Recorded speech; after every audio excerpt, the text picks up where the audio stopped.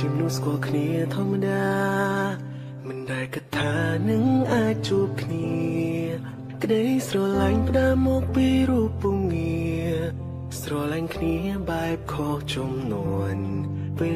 លចាប់ផ្ដើមស្រឡាញ់គ្នាដំបូងបងនឹងរូបអូនហាំងគ្មានសង្ឃឹមជួបឧបសគ្គក៏អូននៅតែញញឹម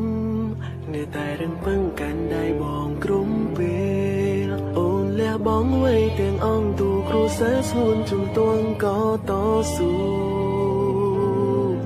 ទូជីវិតក៏ហ៊ានបដូរឲ្យតែបានរស់នៅក្បែរប្រថ្លៃអូនគឺជាមនុស្សដ៏អស្ចារ្យអូនគឺជាមនុស្សដ៏មហិមាអរគុណអូនដែលនៅក្បែរបងពុំមានអរគុណគ្រប់យ៉ាងដែលអូនលះបង់ជូនបងលើលោកនេះមានតែអូនទេសំខាន់ជាងគេក្នុងបែរនងបងនឹងថែមានសួនមិនដែលស្រពន់អូនជាបេះដូងជាដង្ហើមជាកែភ្នែករបស់បង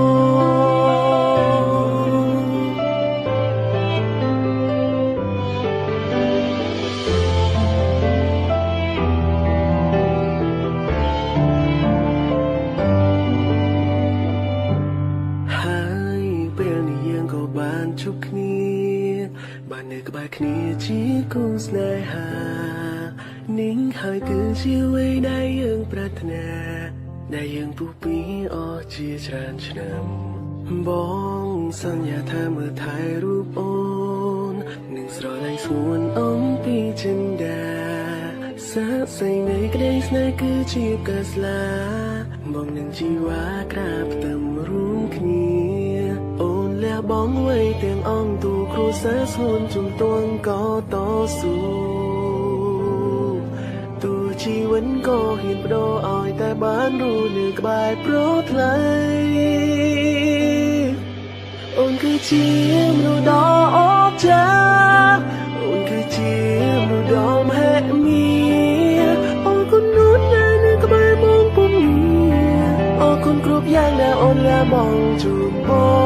ងលើលោកនេះមានតែអូនទេសំខាន់ជាងគេក្នុងបែរនងប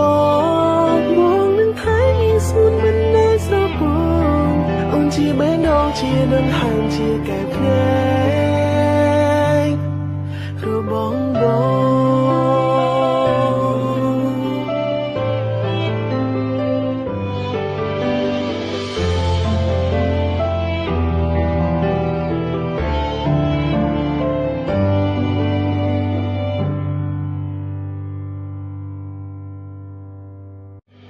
អូនគឺជាមនុស្សដ៏អស្ចារ្យ